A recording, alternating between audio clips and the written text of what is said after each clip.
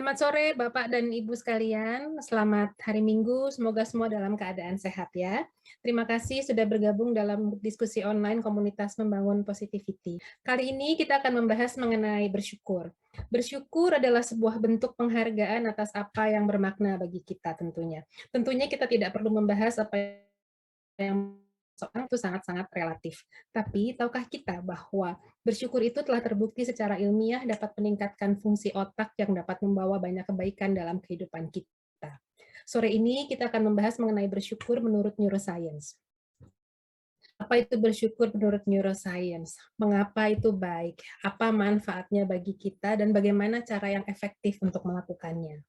Jojo akan membahasnya dalam paparannya sebentar lagi. Tapi seperti kemarin sebelum Jojo mulai dengan paparannya, saya ingin mendengar dari Bapak dan Ibu yang hadir di sini, apa satu hal yang Bapak dan Ibu syukuri hari ini? Satu saja. Saya mulai duluan deh, biar enak. Sederhana saja. Hari ini saya bersyukur karena pagi ini tidak hujan, sehingga suami saya bisa main sepeda dan membelikan nasi uduk kesukaan saya untuk sarapan. Siapa yang mau melanjutkan? Ibu Temi atau Ibu Tri mau menyambung, Bu? Satu aja. Terima kasih. Saya bersyukur untuk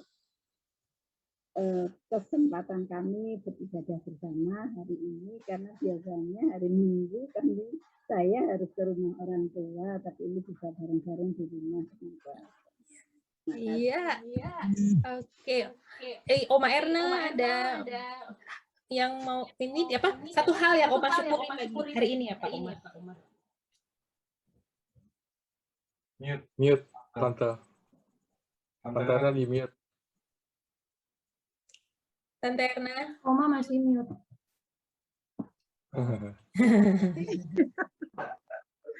Banyak, setiap hari banyak ya yang perlu disyukur ya. Pertama, bangun pagi sehat.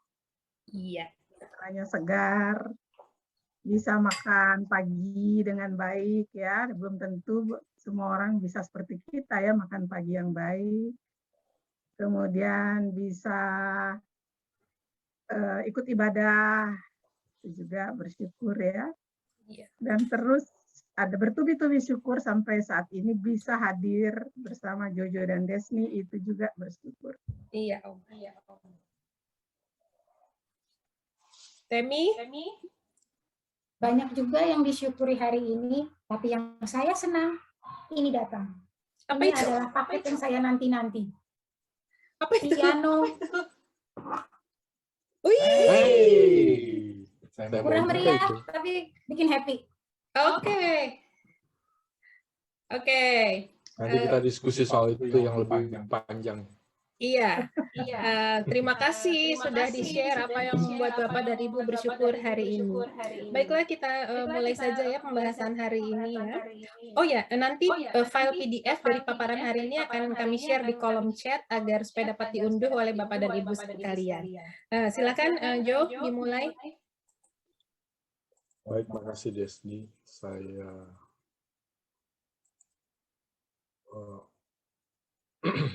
buka. Ya, selamat sore Bapak Ibu. Ketemu lagi sekarang ya, hari ini, hari Minggu, setelah kemarin topiknya adalah mengenai meditasi.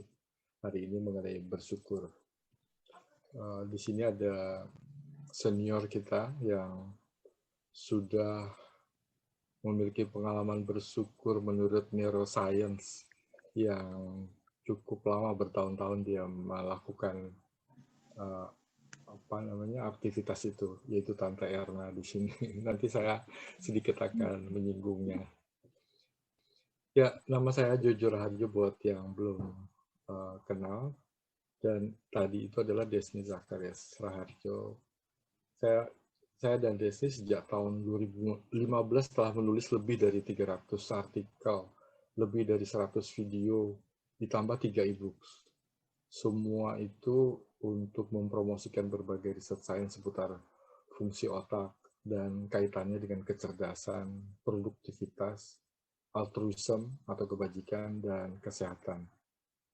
ini juga mempromosikan sebenarnya suatu lifestyle baru ya di zaman digital, yaitu kehidupan yang lebih baik berdasarkan pada riset sains. Di bawah ini adalah beberapa akun media sosial kami yang bisa menjelaskan lebih dalam, lebih banyak lagi tentang apa yang kita kerjakan. Terus, kenapa kami mempromosikan riset sains itu atau lifestyle baru itu gitu?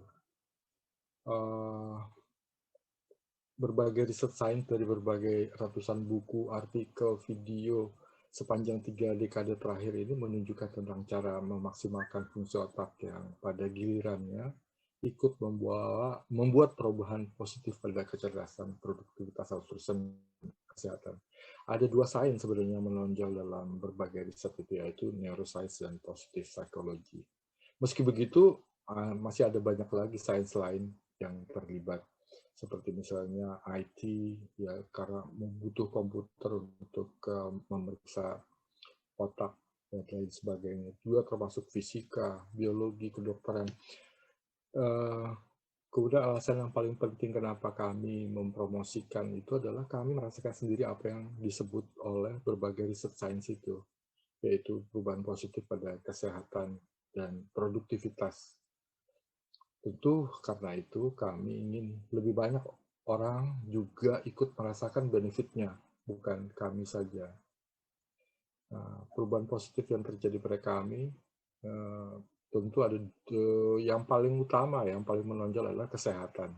Dan yang kedua adalah produktivitas. Saya dulu adalah termasuk orang yang memiliki kesehatan yang kurang baik ya. Yang paling menonjol itu karena mengganggu kegiatan sehari-hari adalah sakit kepala. Saat mau bertemu, melakukan aktivitas penting, bertemu orang penting, dalam perjalanan sakit kepala. Sehingga akhirnya saya suka bawa obat sakit kepala. Tentu sebenarnya itu nggak bagus gitu ya, karena hampir tiap hari, selalu makan obat sakit kepala. Terus tanda yang lain, sakit yang lain adalah flu. Tadi saya barusan putar video itu ya, disebutkan menurut riset, flu normalnya itu hanya 3 kali setahun kita mengalaminya. Kalau lebih dari 3 kali, berarti kita imun sistemnya nggak bagus gitu. Apalagi flu-nya sampai parah. Nah, itu yang terjadi pada saya waktu itu. Setahun bisa berkali-kali kena flu, dan kalau kena flu pasti parah, sampai berhari-hari. Nah, itu semua hilang sejak tahun 2015, karena kami mulai mempelajari itu sebenarnya tahun 2013. 2014 makin dalam, 2015 kami memutuskan untuk harus membagi apa yang sudah kita rasakan ini benefitnya. Orang lain juga harus ikut merasakannya. Dan tahun 2015, sejak kita mempraktekkan apa yang disarankan oleh riset sains itu, terbukti pada kita ya. Tadi saya bilang sakit kepala, flu, ada radang tenggorokan, sariawan, radang usus, kram, dan lain-lain ya. Itu semua menghilang. Terus ini juga yang penting, produktivitas. Di tahun 2015 kami menulis hingga selesai 3 buku dengan topik yang berbeda sekaligus. Ini nggak pernah terjadi sebelumnya. Ini satu produktivitas yang meningkat tajam daripada sebelumnya gitu. Pekerjaan kami memang ini, sebagian adalah ghostwriter untuk orang-orang yang pengen ditulis satu artikel atau buku atau sekedar isi dari akun media sosialnya. Kami tuliskan atau kadang-kadang juga meminta kampanye di media sosial. Nah, masih belum takjub saya dengan produktivitas yang meningkat. Tahun 2018 saya tiba-tiba disebut sebagai pakar gempa bumi oleh, pertama adalah Metro TV yang menyebutkan. Itu karena sejak tahun 2016 ke 2018 saya menjadi penulis di sebuah LSM kebencanaan untuk satu proyek ekspedisi mengingatkan tentang bahaya gempa besar di Sulawesi Tengah. Belum selesai ekspedisinya, belum selesai pekerjaan kami untuk mengingatkan banyak orang. Tahun 2018 bulan September terjadi gempa besar yang sudah diperkirakan itu. Sebenarnya bukan kami yang memperkirakan, tapi ahli-ahli geologi. Kita bekerja bersama dengan ahli geologi untuk memperingatkan ini. Karena tulisan saya banyak sekali mengenai gempa bumi, mengenai geologi, disangka saya kuliah formal atau sekolah formal mengenai geologi atau gempa bumi, maka saya disebut pakar gempa bumi.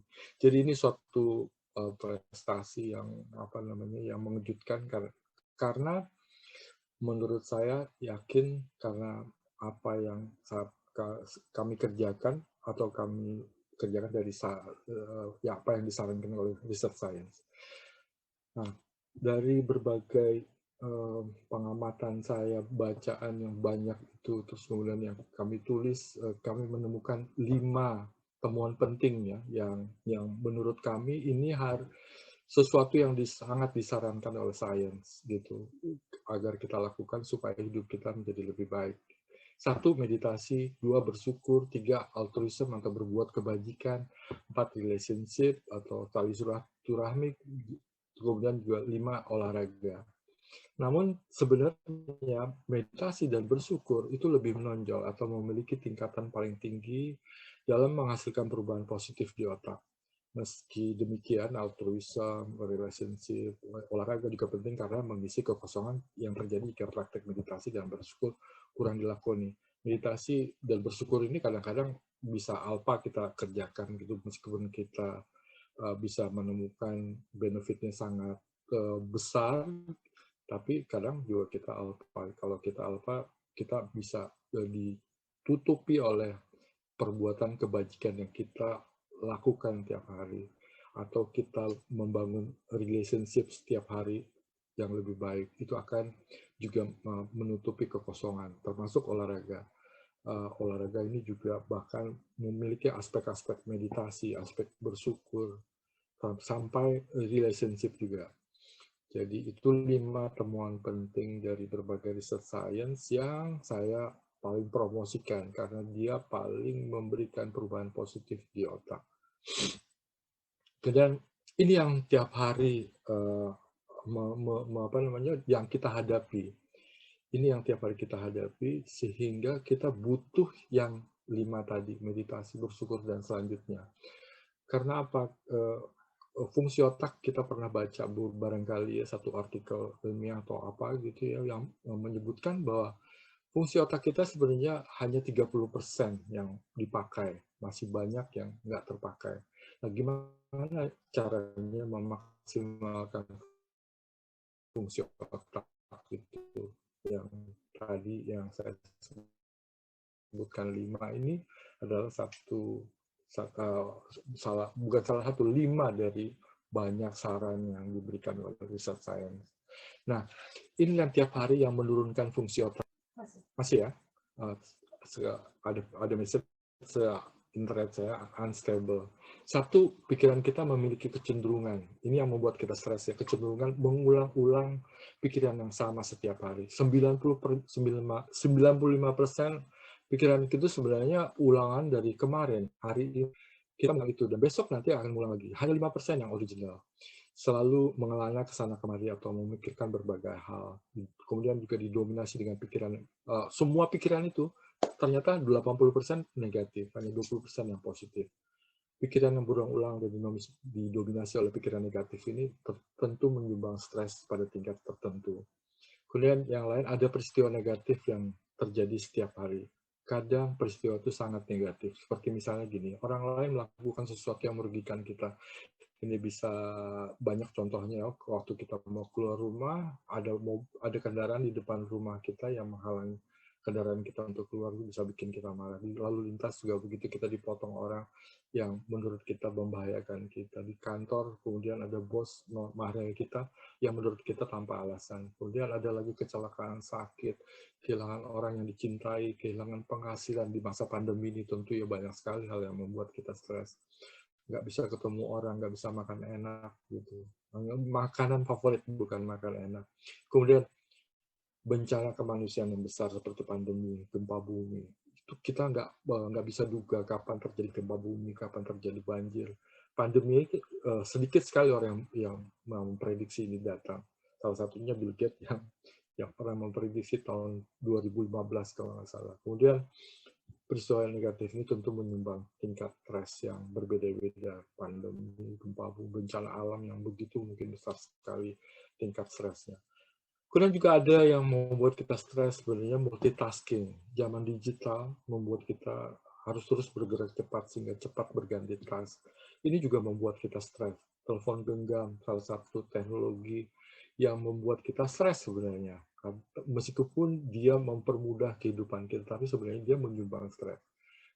Dia menggantikan banyak alat-alat lain sehingga kita harus pegang terus. Kita menjadi tergantung pada HP, pada telepon genggam ini ya. Nah, stres itu merusak otak dan kesehatan secara umum. Jadi tadi saya bilang kita tiap hari menghadapi stres karena ini.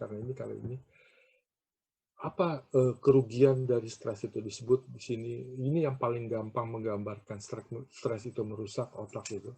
Hormon kortisol pada saat kita stres keluar. Dia menurunkan fungsi satu bagian penting di otak yang disebut hipokampus. Padahal bagian ini berkaitan dengan kemampuan menyimpan memori. Bagian ini juga berhubungan erat dengan bagian lain di otak sehingga menurunkan fungsi otak secara umum, termasuk kemampuan kognitif dan kesehatan mental. Terus kemudian otak yang terganggu ini karena stres akan mempengaruhi kemampuannya dalam menjaga kesehatan tubuh secara umum. Penyakit yang paling umum muncul adalah tekanan darah tinggi, jantung, diabetes, pencernaan, gangguan imun sistem. Ini yang paling penting juga sebenarnya. Karena kita bisa terganggu oleh penyakit-penyakit yang mengganggu aktivitas kita seperti tadi, flu, dan lain-lain.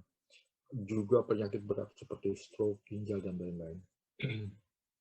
Nah, bersyukur menurut neuroscience ini adalah, jadi neuroscience kemudian mendefinisikan kembali atau memformulasikan kembali apa itu bersyukur. Kita tahu kan bersyukur ini begitu, begini, gitu, seperti yang sudah kita kenal, seperti yang kita diajarkan oleh ajaran agama. Nanti Desni akan menjelaskan lagi sedikit tentang bersyukur. Definisi menurut sains adalah kita cenderung melihat atau menyadari yang negatif. Itu alamiah, karena untuk bertahan hidup dari ancaman, itu kita harus peka pada apa yang negatif.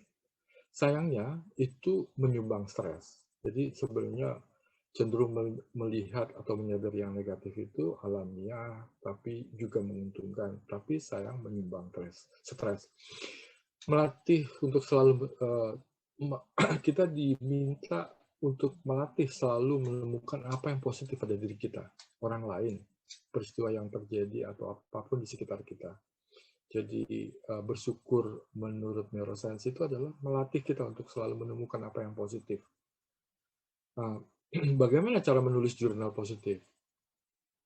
Ini ada beberapa yang disarankan oleh sains gitu. Apa yang positif itu kita tulis dalam satu paragraf pendek. Itu yang pertama. Kemudian yang kedua, apa yang positif itu harus terus berganti setiap kali kita menulis satu paragraf. Semakin sering kita menulis, maka semakin besar pengaruh positifnya di otak. 1 bulan berlatih menulis positif jurnal akan meninggalkan pengaruh positif selama 3 bulan ke depan, meski berhenti menulis jurnal positif. Jadi pengaruhnya luar biasa sekali. Cukup 1 bulan melakukannya, maka dia akan punya pengaruh sampai 3 bulan ke depan, pengaruh positif ya. Nah, di sini akan menjelaskan tentang, oh ini saya stop dulu ya. Oke. Ingin tahu apa yang terjadi di otak kita ketika kita bersyukur? Atau seperti apa otak orang yang terbiasa mengucap syukur itu? Yuk kita lihat satu-satu ya. Ketika kita bersyukur, pertama dopamin yang meningkat. Ketika kita bersyukur, hipotalamus memanjari otak kita dengan dopamin. Sebuah studi yang dilakukan oleh National Institute of Health di Amerika menemukan hal ini. Gitu. Otak dibanjiri dengan dopamin. Gelombang dopamin ini menciptakan perasaan menyenangkan yang memotivasi kita untuk mengulangi perilaku tertentu. Lebih banyak lagi. Singkatnya, dopamin ini membantu kita merasa lebih baik. Dan penelitian menunjukkan bahwa ketika kita merasa lebih baik, kita lebih mungkin menyebarkan kepositifan kita kepada orang-orang di sekitar kita. Kemudian yang berikut, ketika kita bersyukur, serotonin juga meningkat. Selain meningkatkan dopamin, bersyukur juga dikaitkan dengan peningkatan produksi serotonin. Ini yang ditulis oleh Dr. Alex Korb dalam bukunya The Upward Spiral, Using Neuroscience to Reverse the Course of Depression, One Small Change at a Time. Serotonin ini sering disebut bahan kimia yang kebahagiaan karena berkontribusi terhadap perasaan kesejahteraan, menstabilkan suasana hati kita dan membantu kita merasa lebih rileks. Menurut Dr. Korb, memikirkan hal-hal yang kita syukuri membuat kita fokus pada aspek positif kehidupan kita. Tindakan sederhana seperti bersyukur meningkatkan produksi serotonin di anterior cingulate cortex di otak kita. Kemudian ketiga adalah medial prefrontal cortex, tadi yang disebutkan ya, adalah area otak di mana yang terkait dengan belajar dan membuat keputusan. Dalam satu penelitian scan fMRI yang dilakukan terhadap sekelompok orang yang diminta untuk mengingat apa saja yang membuat mereka bersyukur, dan kelompok yang lain diminta untuk tidak hanya mengingat, tapi juga mengungkapkan rasa syukur tersebut. Ternyata pada orang-orang yang mengungkapkan rasa syukur tersebut, hasil scan-nya menunjukkan ada lonjakan aktivitas di daerah medial prefrontal cortex mereka.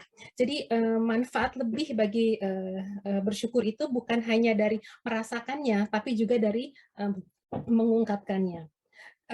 Sekarang sedikit banyak kita tahu apa yang terjadi di otak kita ketika kita bersyukur dan mengungkapkan rasa syukur kita. Satu lagi ada bukti ilmiah yang juga menunjukkan bagaimana rasa syukur tidak hanya mengubah otak kita dan membuat kita lebih bahagia, tapi juga meningkatkan sistem kekebalan tubuh kita, membuat kita lebih produktif dan meningkatkan kualitas relationships kita. Itu kali ya, Jo, itu dulu, Jo. Ya. Baik, terima kasih, Den. Ini saya kembali lagi melanjutkan apa yang saya sudah sampaikan tadi ya.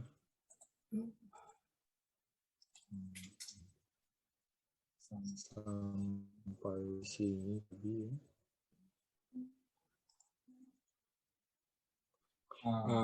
Tadi Desni sudah menyampaikan sedikit apa yang berubah di otak atau apa yang muncul di otak pada saat kita bersyukur menurut riset sains. Ada satu riset sains yang sering dikutip oleh artikel atau buku karena memang contohnya sangat sederhana atau risetnya juga sederhana, tapi menunjukkan dengan sangat jelas gitu bagaimana pengaruh dari bersyukur dengan cara menulis jurnal tadi ya. Sejumlah birawati Katolik ya, ada sekian orang gitu yang diteliti dan menemukan mereka yang berusia panjang dan sehat ternyata selalu menulis diari mereka dengan hal-hal positif seperti menggunakan kalimat positif, menggunakan pilihan kata positif, menulis tentang emosi positif. Jadi penting sekali ini dipraktekkan gitu supaya apa yang diperoleh oleh para biarawati ini juga kita peroleh juga. Mengapa biarawati ini dipilih sebagai subjek riset? Karena kita tahu sendiri kehidupan mereka hampir sama, karena hidup di tempat yang sama, yang cenderung homogen situasinya. Tentu ada yang membedakannya sedikit, dan ternyata kebiasaan mereka menulis diari, apa yang di dalam isi diarinya, mempunyai efek yang bukan sangat besar terhadap kesehatan mereka gitu. Tentu sebenarnya kesehatan mereka menggambarkan kondisi kejiwaan mereka yang bisa dibilang baik. Kemudian, ini dia contoh jurnal positif yang saya paling suka gitu, karena Ibu Erna ini yang ada di forum sekarang ini, dia nggak pernah belajar neuroscience sebelumnya, tapi dia mempraktekkan jurnal positif. Ini dia tulis semua isi diarinya adalah hal-hal positif, terutama yang berkaitan dengan pasangannya yang sudah almarhum, yang sudah nggak ada sekarang berada di surga gitu. Jadi ini contoh jurnal positif yang membuat Tante Erna kuat sampai sekarang, tetap sehat ya Tante Erna ya. Lalu ada satu contoh buku yang cukup bagus gitu. Saya pernah buat reviewnya, judulnya Gratitude and the Good Life tahun 2013 lalu ya. Kalau mau download bukunya gratis ini di sini. Nanti ini presentasinya bisa diambil, di download di chatroom, kemudian diklik ke link di bawah ini. Nanti bisa dapat buku PDF-nya gratis. Terus, nah ini penutup sama sebenarnya seperti meditasi kemarin juga ya, karena kita hidup sehari-hari memang harus perlu belajar apapun gitu supaya hidup kita lebih baik. Nah, ini hal-hal yang sudah biasa kita jalani tiap hari gitu, kita tahu. Tapi apa yang kita sudah jalani ini masih kurang menurut saya. Harus ditambah dengan bersyukur.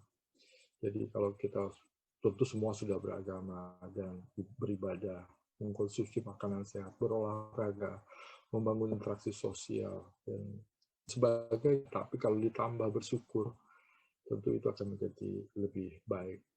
Ya, kira segitu dulu Desni, Bapak, Ibu. Ketika kita bersyukur, pertama dopamin yang meningkat.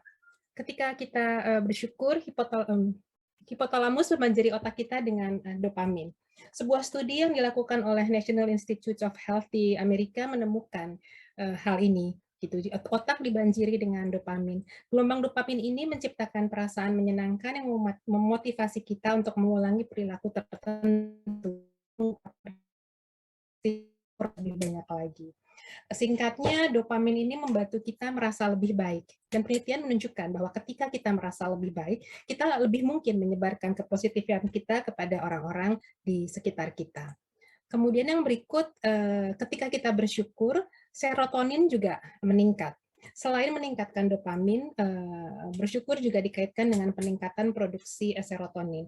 Ini yang ditulis oleh Dr. Alex Korb dalam bukunya The Upward Spiral, Using Neuroscience to Reverse the Course of Depression, One Small Change at a Time.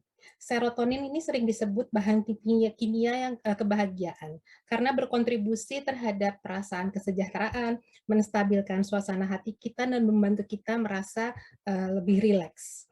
Menurut Dr. Korb, memikirkan hal-hal yang kita syukuri membuat kita fokus pada aspek positif kehidupan kita. Tindakan sederhana seperti bersyukur meningkatkan produksi serotonin di anterior cingulate cortex di otak kita. Kemudian ketiga adalah medial prefrontal cortex, tadi yang disebutkan ya, adalah area otak di mana yang terkait dengan belajar dan membuat keputusan. Dalam satu penelitian scan fMRI yang dilakukan terhadap sekelompok orang yang diminta untuk mengingat apa saja yang membuat mereka bersyukur, dan kelompok yang lain diminta untuk tidak hanya mengingat, tapi juga mengungkapkan rasa syukur tersebut. Ternyata pada orang-orang yang mengungkapkan rasa syukur tersebut, hasil scan-nya menunjukkan ada lonjakan aktivitas di daerah medial prefrontal cortex mereka. Jadi manfaat lebih bagi bersyukur itu bukan hanya dari merasakannya, tapi juga dari mengungkapkannya. Sekarang sedikit banyak kita tahu apa yang terjadi di otak kita ketika kita bersyukur dan mengungkapkan rasa syukur kita. Satu lagi ada bukti ilmiah yang juga menunjukkan bagaimana rasa syukur tidak hanya mengubah otak kita dan membuat kita lebih bahagia, tapi juga meningkatkan sistem kekebalan tubuh kita, membuat kita lebih produktif dan meningkatkan kualitas relationships kita. Nah, itu kali ya, Jo, itu dulu Jo. Ya. Baik, terima kasih Desni. Saya kembali lagi lanjutkan apa yang saya sudah sampaikan tadi ya.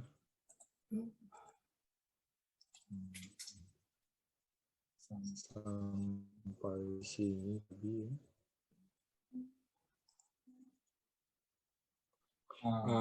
Tadi Desni sudah menyampaikan sedikit apa yang berubah di otak atau apa yang muncul di otak pada saat kita bersyukur menurut riset sains. Ada satu riset sains yang sering dikutip oleh artikel atau buku karena memang contohnya sangat sederhana atau risetnya juga sederhana, tapi menunjukkan dengan sangat jelas gitu bagaimana pengaruh dari bersyukur dengan cara menulis jurnal tadi ya. Sejumlah biarawati Katolik ya, ada sekian-sekian orang gitu yang diteliti dan menemukan mereka yang berusia panjang dan sehat ternyata selalu menulis diari mereka dengan hal-hal positif seperti menggunakan kalimat positif, menggunakan pilihan kata positif, menulis tentang emosi positif. Jadi penting sekali ini dipraktekkan gitu supaya apa yang diperoleh oleh para biarawati ini juga kita peroleh juga. Mengapa biarawati ini dipilih sebagai subjek riset? Karena kita tahu sendiri kehidupan mereka hampir sama, karena hidup di tempat yang sama, yang cenderung homogen situasinya. Tentu ada yang membedakannya sedikit, dan ternyata kebiasaan mereka menulis diari, apa yang di dalam isi diarinya, mempunyai efek yang bukan sangat besar terhadap kesehatan mereka gitu. Tentu sebenarnya kesehatan mereka menggambarkan kondisi kejiwaan mereka yang bisa dibilang baik. Kemudian, ini dia contoh jurnal positif yang saya paling suka gitu, karena Ibu Erna ini yang ada di forum sekarang ini, dia nggak pernah belajar neuroscience sebelumnya, tapi dia mempraktekkan jurnal positif. Ini dia tulis semua isi diarinya adalah hal-hal positif, terutama yang berkaitan dengan pasangannya yang sudah almarhum, yang sudah nggak ada sekarang berada di surga gitu. Jadi ini contoh jurnal positif yang membuat Tante Erna kuat sampai sekarang, tetap sehat ya Tante Erna ya. Lalu ada satu contoh buku yang cukup bagus gitu, saya pernah buat reviewnya, judulnya Gratitude and the Good Life tahun 2013 lalu ya. Kalau mau download bukunya gratis ini di sini. Nanti ini presentasinya bisa diambil, di download di chatroom, kemudian diklik ke link di bawah ini. Nanti bisa dapat buku PDF-nya gratis. Terus, ini penutup sama sebenarnya seperti meditasi kemarin juga ya, karena kita hidup sehari-hari memang harus perlu belajar apapun gitu supaya hidup kita lebih baik. Nah, ini hal-hal yang sudah biasa kita jalani tiap hari gitu, kita tahu. Tapi apa yang kita sudah jalani ini masih kurang menurut saya. Harus ditambah dengan bersyukur. Jadi kalau kita tentu semua sudah beragama dan beribadah, mengkonsumsi makanan sehat, berolahraga, membangun interaksi sosial, dan lain sebagainya. Tapi kalau ditambah bersyukur, tentu itu akan menjadi lebih baik. Ya, kira segitu dulu Desni, Bapak, Ibu. Kita buka sesi untuk tanya jawab ya setelah ini. Oke Desni, silakan saya kembalikan. Terima kasih Jojo. Bapak Ibu sekalian, kalau ada pertanyaan silakan, jangan ragu-ragu, tanya apa aja boleh kok. Tante Erna, Ibu Temi, Pak Andri, ada yang mau ditanya? Saya pengen Tante Erna dulu menceritakan pengalamannya menulis jurnal positif.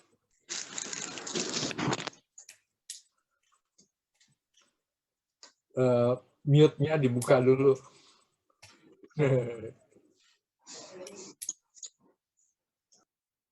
Iya. Udah ya, Jo? Iya, udah kedengeran. Iya, itu sebetulnya saya memang suka nulis ya, bukan nulis seperti Bung Jojo, tapi coret-coret lah. Nah, sejak suami saya meninggal, karena saya suka nulis-nulis gitu, ketika kita pacaran pun nulis-nulis itu jalan ya, terus. Dan itu bukunya juga masih ada sampai sekarang. Sudah meninggal suami saya, justru anak saya yang bilang, Mama kan suka nulis, kenapa Mama nggak nulis lagi? Dulu kan Mama biasanya, suami saya itu sangat posesif ya, jadi dia ingin tahu segala sesuatu tentang saya kalau tidak ada dia. Jadi kita bertukaran buku. Saya bilang, oke, saya tulis, tapi saya tukar ya, kamu juga nulis, jadi saya juga tahu. Itulah, selama 3 tahun itu juga banyak buku-buku yang kita tulis. Nah, itu anak saya bilang, Mama daripada Mama diem gitu saja ya, dan kadang-kadang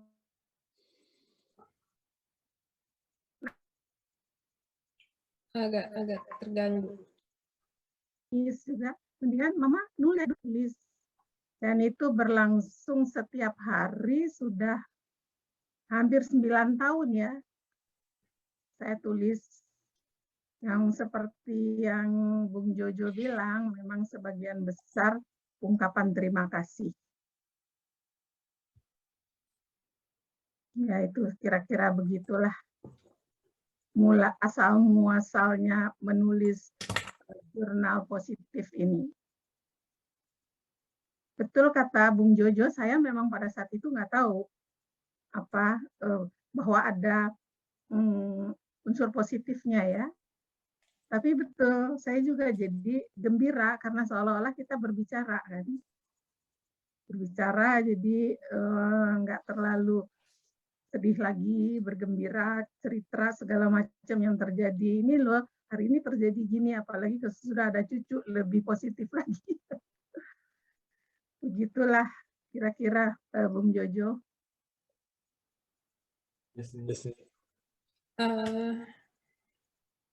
Iya, sama dengan Tante Erna ya, mengenai bersyukur ini. Kita dari kecil diajarkan gitu kan ya, bahwa bersyukur itu hal yang baik. Ibu saya, almarhum ibu saya selalu bilang gitu,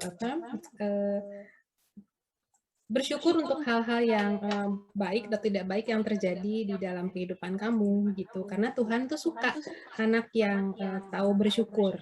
Itu selalu Mama bilangnya gitu. Lalu ketika saya lebih besar, Mama juga bilang, kalau kamu mampu bersyukur untuk hal-hal kecil yang terjadi di kehidupan kamu, bayangkan bagaimana kalau ada hal-hal yang besar gitu, kamu akan lebih mampu lagi untuk melakukannya. Nah, ketika saya mulai belajar gitu bahwa ternyata bersyukur itu juga ilmiah gitu, bersyukur itu membawa perubahan baik gitu, physically gitu, tidak hanya fisik untuk kita gitu. Jadi kita memang lebih sehat, lebih apa ya? Ya di tubuh kita itu ada manfaatnya gitu, bukan hanya psikis gitu. Itu yang saya dan saya pernah baca ada psikolog namanya Robert Emmons. Dia bilang bersyukur itu ada dua hal. Yang pertama, menyadari hal yang baik di dalam kehidupan kita. Itu acknowledge gitu ya, bahwa ada hal-hal baik yang terjadi di dalam kehidupan kita. Dan yang kedua, juga mengakui bahwa banyak hal-hal yang terbaik yang terjadi di kehidupan kita itu juga kontribusi dari orang-orang lain di sekitar kita, dan kita harus mengakuinya dan mengungkapkannya. Jadi makanya tadi beda, ada tingkatannya gitu loh. Kita merasakan bersyukur dan kita mengungkapkan rasa syukur. Karena dalam bahasa Inggris itu ngomongnya practicing gratitude, bukan hanya feeling gratitude gitu. Jadi dampaknya lebih banyak kalau kita bisa mengekspresikan rasa syukur itu. Salah satunya dengan menulis jurnal yang tadi Jojo dan Oma Erna sudah sampaikan. Ada beberapa cara lain sih sebenarnya. Gitu. Di antaranya misalnya kita menulis surat terima kasih buat orang-orang yang kita anggap punya kontribusi dalam kehidupan kita. Bisa mantan guru, bisa mungkin pembimbing spiritual atau apa aja yang kita rasakan berkontribusi besar dalam kehidupan kita. Kita tulis itu Kenapa kita merasa berterima kasih kepada orang itu, dan kalau bisa dikirim, diberikan ke orang itu. Dampaknya jauh lebih besar. Kayaknya itu dulu deh. Nanti kalau ada yang perlu ditambahkan, saya tambahkan lagi. Bu Tri. Silakan Bu Tri. Terima kasih Kak Juju. Ya. Untuk pelajaran yang hikmah hari ini, satu hal untuk menuliskan atau membuat jurnal bersyukur.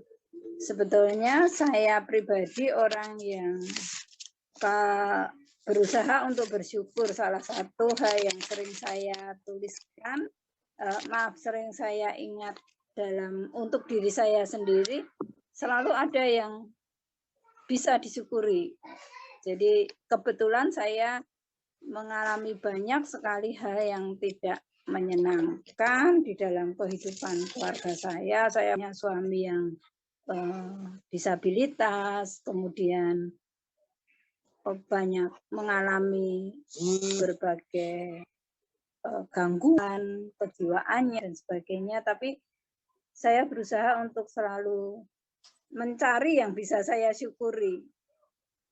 Tapi sampai saat ini saya belum berusaha atau belum pernah mencoba untuk menuliskan atau mengungkapkan itu pada teman-teman ya. Hanya biasanya saya rasakan sendiri. Jadi terima kasih untuk pelajaran yang baik sekali. Saya akan coba untuk menuliskan atau untuk mengungkapkan pada orang lain bahwa ada yang bisa saya syukuri, ada yang bisa saya nikmati sebagai sesuatu yang baik. Karena biasanya memang saya sedikit sekali bercakap, mengungkapkan sesuatu dan bercakap-cakap pada orang ya. Kalau orang Jawa mengatakan kalau nggak ditabuh nggak ngomong. Saya memang sedikit bicara, kalau tidak disuruh ya tidak bicara. Terima kasih Pak Cucu, selamat sore. Sama-sama.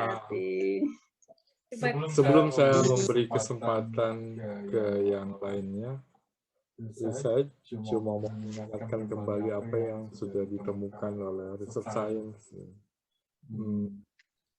Tadi memang kita juga berdasarkan research science, kita juga diminta untuk mengungkapkan terima kasih kepada orang lain.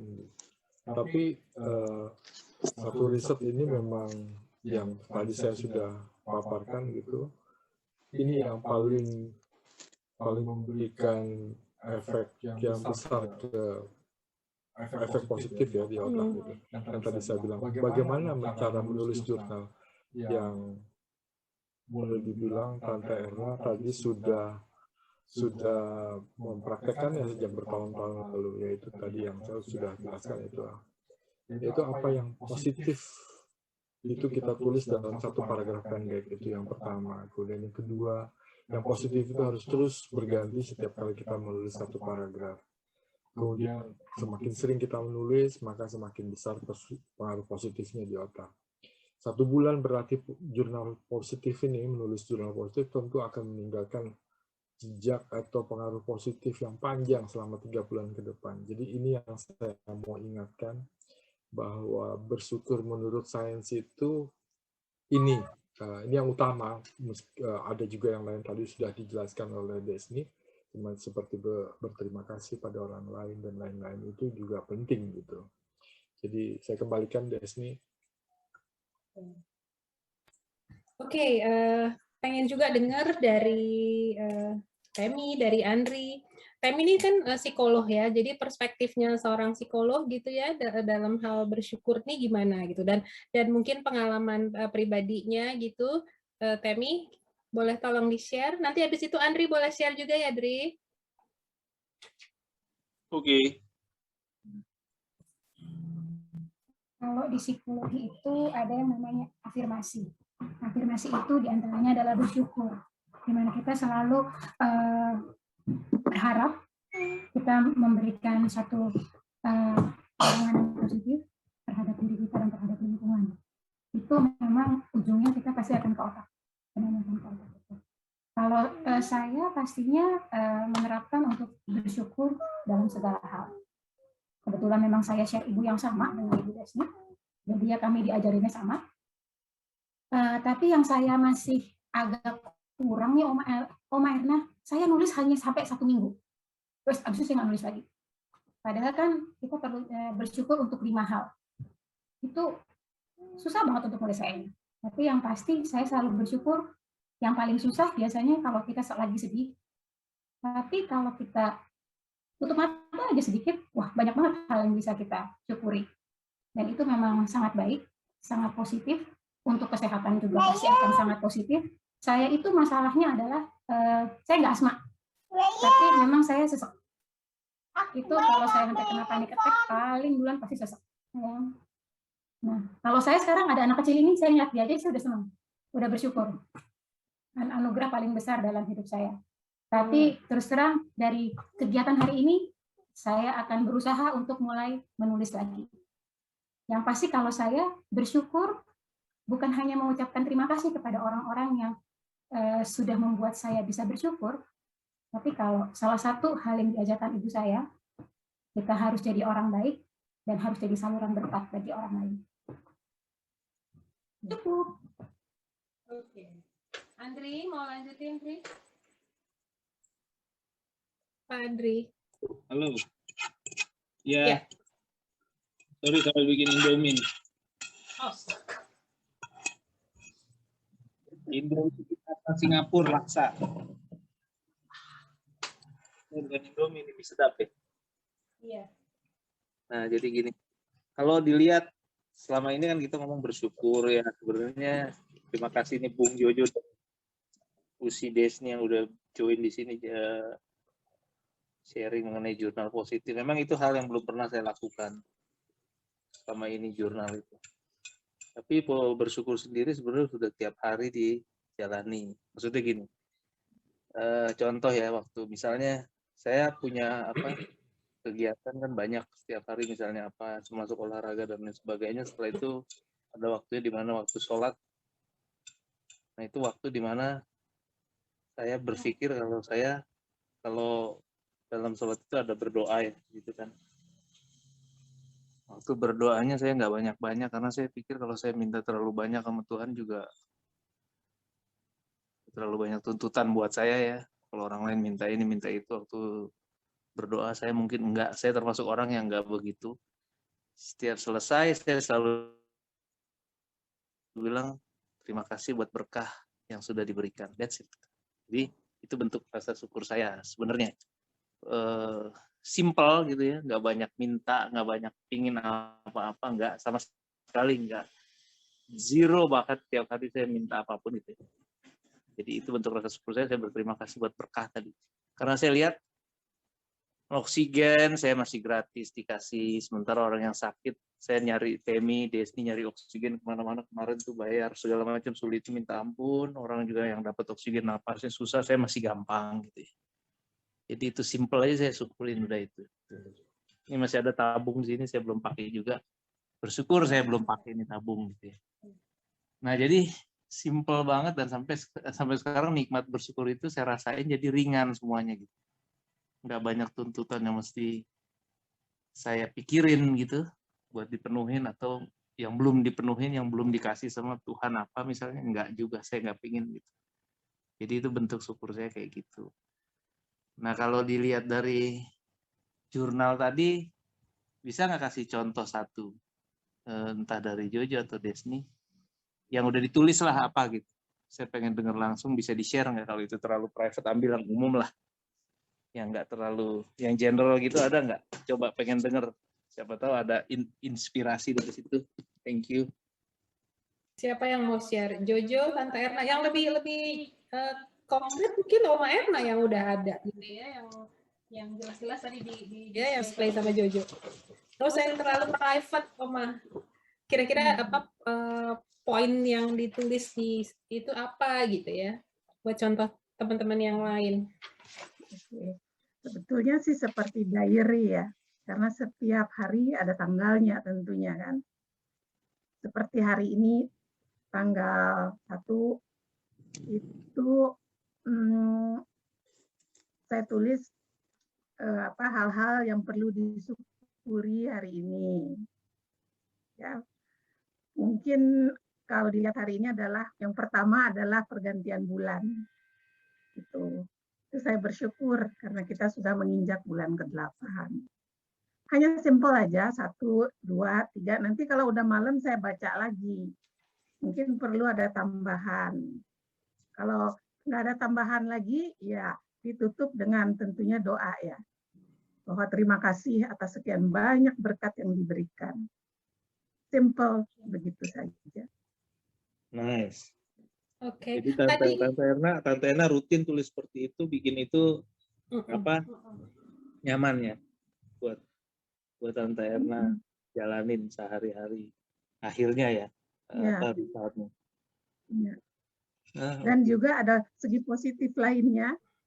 Kalau misalnya Sacha mau nanyakan sesuatu, Mama ini tanggal ini apa ya? Saya gampang sekali buka. Oh ini, oh iya. Jadi untuk Mama tulis, jadi kita tahu benar ini terjadi apa gitu ya. Sembuh sakit atau mulai sakit. Oh sembuhnya tanggal sekian. Jadi ada catatan. Oke. Tadi Bu Tri sudah juga bilang kan bahwa Ibu juga suka tulis-tulis ya Bu ya. Boleh dibagikan ke kita gitu. Gimana Ibu tulisnya, terus apa ya yang kira-kira dituliskan gitu Bu, supaya teman-teman yang belum bikin jurnal bisa tahu gitu. Tadi saya sudah menyampaikan kalau untuk bersyukur itu saya belum pernah membuat jurnal, hanya selama ini itu kalau saya menulis itu cenderung untuk hal-hal yang kurang menyenangkan. Terus terang itu untuk hal-hal yang kurang menyenangkan, misalnya aduh capek banget hari ini, ada banyak yang harus dikerjakan, mana tidak beres, itu sering saya tuliskan. Misal saya sering menuliskan justru hal-hal yang semacam itu gitu ya, bukan hal-hal yang cenderung mengucap syukur. Misalnya kalau saya mengalami kecelakaan kecil misalnya, itu justru yang saya tulis bukan hal-hal yang baik. Nah, jadi kalau untuk hal yang menunjukkan ucapan syukur sekali dalam kehidupan sehari-hari saya bersyukur, tapi biasanya justru untuk yang saya tuliskan bukan hal yang syukur. Bahkan kadang-kadang saya mengawali dengan wah celaka banget misalnya semacam itu. Jadi terus terang untuk yang saya tuliskan saya justru lebih ke hal-hal yang bukan mengucap syukur. Terima kasih. Berarti mulai hari ini bisa diganti itu kali ya redaksi tulisannya ya Bu ya. Misalnya kalau yang saya lihat dari Bu Tri tadi, gimana Tri? Bu Tri tadi, Desni. Ya, silakan. Kalau saya lihat yang di Bu Tri tadi itu banyak saya lihat di Facebook, di mana-mana itu curhat kayak gitu banyak tuh. Ya banyak juga sih di Facebook saya lihat yang bersyukur tiap hari, atau di WhatsApp juga saya lihat banyak yang bersyukur. Jadi pengucapan jurnal mereka mungkin di sosmed ya. Ya bisa mungkin mulai hari ini bisa diganti kali ya Bu ya, lebih di shift ke yang positif gitu ya. Jadi kalau kecelakaan kecil gitu, aduh bersyukur saya masih baik-baik aja gitu ya. Untung gitu ya. Kan orang Jawa gitu ya, untung. Enggak, kalau saya dulu saya kalau bikin jurnal tuh bullet point aja gitu loh. Apa aja saya bersyukur karena tiga hal gitu ya. Tapi diajarin oleh Jojo harus lebih dielaborate gitu loh, harus lebih dijelaskan lagi. Kalau perlu yang tadinya satu bullet point itu jadi satu paragraf gitu ya. Kenapa saya bersyukur? Bukan cuma apa yang saya syukuri, tapi kenapa saya bersyukur gitu. Nah, itu lebih dalam nanti dampaknya. Iya Jo. Kalau bisa dikoreksi kalau aku salah. Betul. Ya, saya mau nambahin yang Bu Tri tadi ya. Ada saya lupa neuroscientistnya mungkin Barbara Fredrickson. Dia bilang untuk melatih bersyukur itu ada banyak cara, banyak riset ya dilakukan. Nah ini yang berbeda lagi. beda sedikit aja sebenarnya. Dia bilang gini, kita diminta untuk berlatih ketika melihat sesuatu peristiwa, baik atau buruk gitu ya, kita tetap harus menuliskannya dengan judul yang positif gitu. Terus kemudian ceritakan dengan sisi positifnya aja. Itu juga menurut riset yang dia buat memiliki perubahan positif juga di otak. Jadi apapun peristiwanya yang misalnya merugikan sendiri gitu, tapi tetap dikasih judul positif. Kemudian isinya di dalam paragrafnya tetap positif. Banyak orang yang kemudian mengomentari ini, itu nggak masuk akal. Itu peristiwa negatif, kenapa ditulis positif gitu. Terus para neuroscientist bilang begini, nggak masuk akal juga kalau kita membiasakan melihat yang negatif gitu. Padahal ada sisi positifnya sebenarnya. Jadi latihan ini adalah untuk membuat kita lebih peka pada yang positif gitu daripada yang negatif. Kita memang lahir cenderung untuk melihat yang negatif karena itu adalah satu mekanisme kita untuk bertahan hidup waktu misalnya di hutan gitu. Kita akan karena biasa di hutan misalnya kita akan peka lihat daun-daun yang bergerak, kita akan menyangka ada binatang buas di sana gitu. Itu kan pikiran negatif yang menguntungkan sebenarnya karena membuat kita tetap selamat, tetap hidup gitu. Tapi di zaman modern sekarang ini situasi itu akan menjadi lebih kompleks lagi, bukan hanya karena ada binatang buas, tapi gambaran buruk di masa depan aja juga bisa membuat kita jadi cemas gitu. Saya juga mau cerita sedikit tentang diri saya. Sebenarnya sejak kecil saya juga penulis diary juga. Tapi isi diary saya itu jelek sekali. Saya bakar waktu saya mulai kuliah gitu. Isinya hal-hal yang negatif, kemarahan. Saya kira saya dibesarkan dengan cara yang keras gitu ya, harus bertarung seperti itu gitu. Jadi saya menjadi sangat kritis pada orang lain gitu, dan itu terlihat di tulisan-tulisan saya dulu gitu. Sampai sekarang sebenarnya sebelum saya belajar neuroscience ya, Facebook saya bisa dilihat di trashback gitu, isinya hal-hal kemarahan pada bukan orang lain sebenarnya. Saya lebih banyak marahnya pada institusi yang besar gitu, perusahaan yang besar, negara, presiden gitu ya.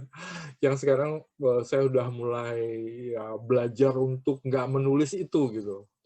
Hanya menulis yang positif aja. Itu susahnya minta ampun karena nature kita, saya terutama ya, maksud saya memang seperti Putri bilang, nulisnya ya celaka saya ini gitu. Seperti itu. Saya juga saya nggak bilang begitu, tapi saya bilang celaka itu politisi itu gitu, yang seperti itu. Nature kebanyakan orang memang begitu. Jadi apa namanya, menulis jurnal positif ini akan merubah kebiasaan kita melihat yang negatif menjadi lebih peka melihat yang positif. Saya kira tambahannya itu, Desni. Saya boleh nambah sedikit. Silakan Oma. Sebetulnya saya belum cerita ini ya, tapi karena tadi negatif ya, jadi saya ingin kemukakan sini bahwa yang negatif itu saya biasanya buat positif. Contoh soal, saya sebetulnya punya untaian kalung. Ya. Nah, untaian kalung itu biasanya saya masukkan satu kalung kalau ada misalnya satu orang gitu yang dalam tanda kutip berbuat jahat untuk saya. Ya, saya masukkan. Sekarang kalung itu sudah lebih panjang dari gelang. Satu gelang. Nah, untaian kalung itu bagi saya malah saya sebut luck, ya. Karena segitu banyak untaian kalung itulah yang membangun atau menjadikan saya seperti saat ini. Jadi mereka itu yang membuat negatif terhadap saya, justru memacu saya untuk menjadi lebih baik. Jadi itu yang saya masukkan gitu ya. Jadi berarti sekian banyak orang, bukan saja orang-orang ya, orang terdekat juga, suami, anak-anak ya, mereka itu yang membentuk saya sebetulnya. Jadi kalau saya lihat kalung itu, saya bisa lihat, wah banyak banget orang yang membentuk saya sampai bisa jadi seperti saat ini ya. Dulu kalau nggak begini banyak orang membentuk, barangkali saya jadi melempem atau apa ya. Jadi mengubah hal-hal yang negatif jadi positif untuk saya. Dan saya sebut itu untayan kalung, tapi sebetulnya saya mau ubah nama itu ya, untayan kalung air mata. Artinya begitu banyak orang ya yang membuat saya itu pukulan-pukulan sehingga sepertinya air mata ya. Tapi akhirnya itu menjadi satu rangkaian yang manis dalam membangun pribadi saya. Itu sedikit kesaksian lah. Sebuah praktik yang bagus, Tante Erna, kalau melihat kalung itu kemudian jadi memberikan efek positif ya. Ya, Tapi saya nggak nyangka ada orang berbuat nggak baik sama Tante Erna. Orang sebaik Tante Erna ada orang yang kayak gitu. Apalagi orang kayak saya, mungkin kalung saya udah lebih panjang. Dan semoga kita nggak jadi mote-mote di kalungnya Tante Erna ya. Oh ya, ini tadi Bu Andri bertanya kan contohnya kalau dari saya apa gitu. Ini saya lagi pegang ini saya, jurnal positif saya. Saya selain menulis di kertas juga menulis di HP gitu ya, jurnal positif saya. Ini jurnal positif yang agak lama gitu, berapa tahun lalu gitu. Kalau saya bacakan nanti mungkin akan tahu siapa yang saya maksud gitu. Ia kini ikut nih, saya baca ya. Ia kini ikut aktif menyebarkan tips saya. Saya beruntung ternyata ia mampu menulis dengan baik sekali. Tulisannya ilmiah karena didukung.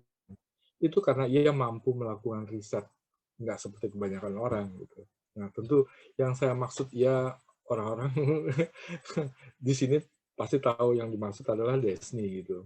Jadi ini satu jurnal positif saya gitu.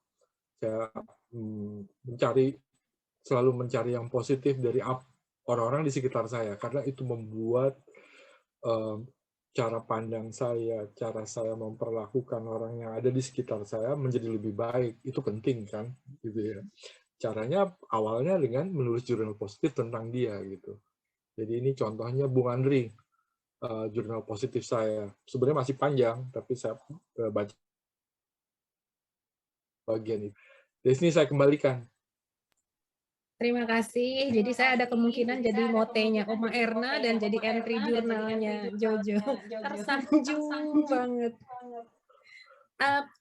Tadi aku lupa sempat disinggung atau enggak gitu ya, bahwa orang yang tahu bersyukur itu juga besar kemungkinannya untuk meneruskan kebaikan itu ke orang lain. Jadi orang-orang yang suaranya double, Desni suaranya double, ada 2 speaker di situ. Sayang, tolong di mute. Sayang. Nggak ada suara. Nggak pakai suara. Saya nggak di mute. Oh, sorry, nggak di mute. Oke. Saya ulang ya. Nah, ini bagus. Oke. Jadi orang-orang yang tahu bersyukur itu besar kemungkinannya untuk meneruskan kebaikan itu kepada orang lain. Jadi orang-orang yang menerima kebaikan dari orang lain, ya, terus dia merasakan, dia mengakui, besar kemungkinannya dia meneruskan. Itu yang kita suka dengar, pay it forward. Gitu. Jadi itu tadi yang mungkin belum disinggung gitu. Jadi kita mengakui kebaikan yang terjadi kepada kita dan kita meneruskannya ke orang lain. Jadi kebayangin kalau semakin banyak orang yang bersyukur, semakin banyak kebaikan yang terjadi di dunia ini gitu loh. Satu lagi yang saya rasa tadi kayaknya belum ada dan saya tadi baca tadi pagi baca-baca ya mengenai mengajarkan bersyukur kepada anak-anak. Jadi lebih dari sekedar mengajarkan anak-anak untuk mengatakan terima kasih. Jadi lebih dalam dari hanya mengajarkan mereka mengatakan terima kasih yang adalah ucapan sopan santun. gitu ya. Tapi anak-anak untuk diajarkan juga untuk benar-benar berterima kasih. Dari kecil mereka sebenarnya udah bisa diajarkan, dilatih untuk lebih dalam melihatnya gitu loh. Kenapa mereka bersyukur? Kenapa menurut kamu orang itu berbuat baik ke kamu? Dan apa yang bisa kamu lakukan itu kalau dilatih dari kecil. Ada penelitiannya yang mengatakan bahwa anak-anak di bawah 5 tahun yang sudah diajarkan untuk bersyukur, kemungkinan mereka untuk menjadi orang yang lebih orang dewasa nantinya yang lebih baik, lebih sehat jasmani dan rohani itu jauh lebih besar. Dan ada juga penelitian terhadap anak-anak usia sekolah yang diajarkan untuk practicing gratitude itu berpengaruh terhadap nilai pelajaran mereka, terhadap kecenderungan untuk bullying gitu ya. Itu apa namanya besar gitu. Mereka juga nilainya baik, nilainya lebih berprestasi gitu, dan mereka cenderung untuk tidak iri terhadap biasanya kan kalau di sekolah kan suka ngiri ya, dan lebih cenderung materialistik gitu melihat teman-teman punya apa. Anak-anak yang bersyukur, tahu bersyukur, mereka enggak gitu. Jadi ya saya kerja di institusi yang sekian belas tahun yang bekerja untuk anak-anak, buat saya ini informasi penting gitu loh ya. Jadi fondasi yang penting untuk ditanamkan ke anak-anak selagi masih ada waktu. Kayaknya itu Jo tambahannya. Ya, ada lagi yang mau ditambahkan atau mau ditanyakan? Butri, Andri, Temi, Oma, Erna, dipersilahkan. Sekarang jam berapa? 17. Pay it forward. Tadi ada satu YouTube bagus. Ya, betul. Jadi ini sebenarnya film singkat yang sering dikasih waktu training-training, misalkan kayak people development biasanya dipakainya di Shell waktu training di Shell.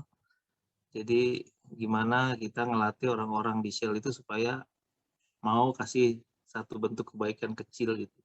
Ini mungkin bisa di share screen kali ya, coba ya. Bisa nggak nih dari sini nih? Gimana caranya? Screen ini ya. Kebaikan itu menular ya. Ya bisa lihat nggak ini screen-nya? Bisa tapi mencong. Nggak apa-apa. Ya. Mencong. Kalau gini gimana? Udah, enggak. Tadi udah benar. Gini bagus. Ya, tadi udah bagus. Tadi udah benar. Oke. Nah, ini play ya, coba ya. Dan video. Oke.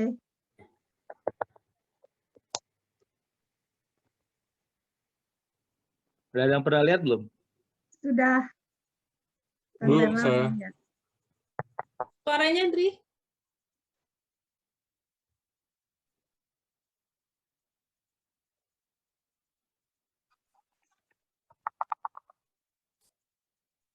Oh ini udah saya. Udah aku lihat. Tapi lagunya bagus ini. Contagious ya. Iya.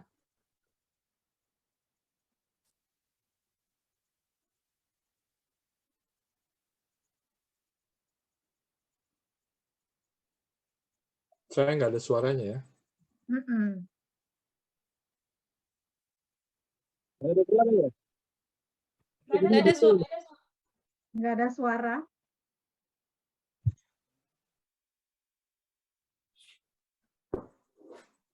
Ya, tapi saya sudah lihat. Nanti linknya dikasih di kolom chat aja, Dri. Apanya? Linknya video ini YouTube-nya. Nanti kalau di kolom chat. Jadi semuanya juga bisa download. Oke. Ini ya.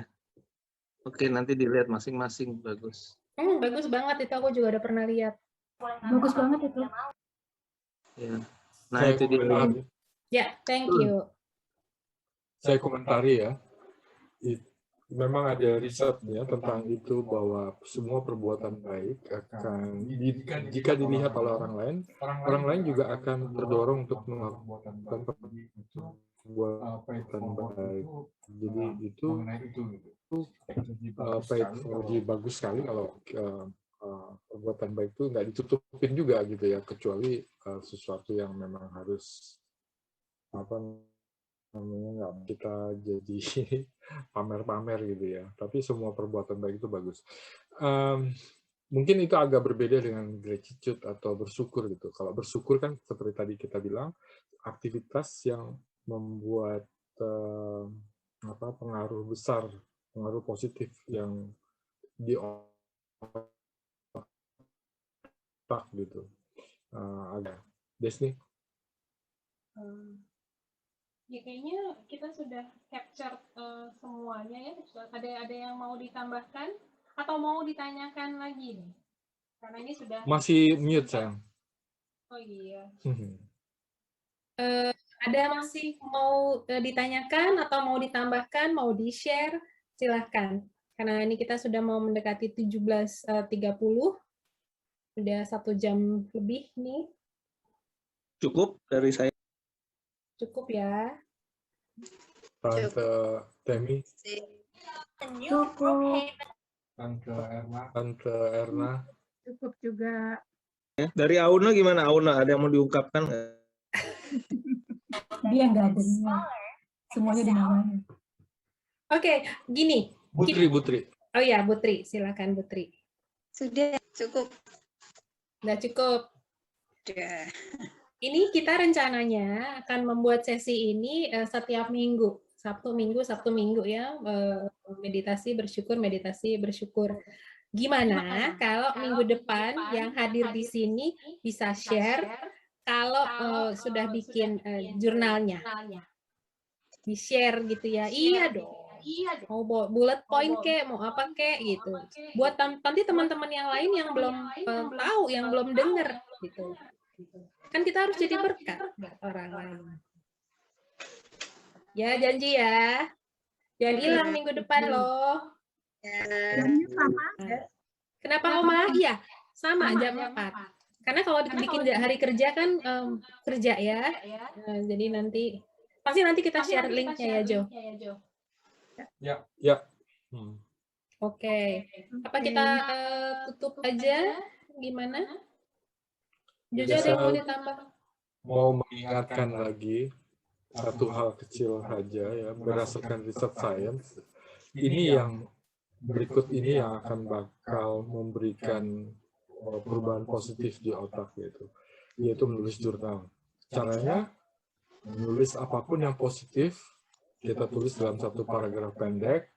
Apa yang positif itu harus terus berganti setiap kali kita menulis satu paragraf.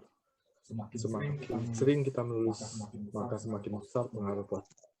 Kemudian kita juga harus ingat bahwa 1 bulan saja bergerak. Kemudian kita menulis jurnal positif akan meninggalkan pengaruh positif selama 3 bulan ke depan, meski kita sudah berhenti menulis jurnal positif. Jadi lakukan menulis jurnal positif ini. Ya, itu aja Desni. Oke. Jadi kita tahu sekarang ya ada banyak alasan untuk bersyukur, tapi para saintis menemukan salah satu alasan yang besar. Kapasitas atau kemampuan praktik bersyukur untuk mengubah dan memperkuat otak dengan cara yang sangat positif. Sayang di mute boleh nggak?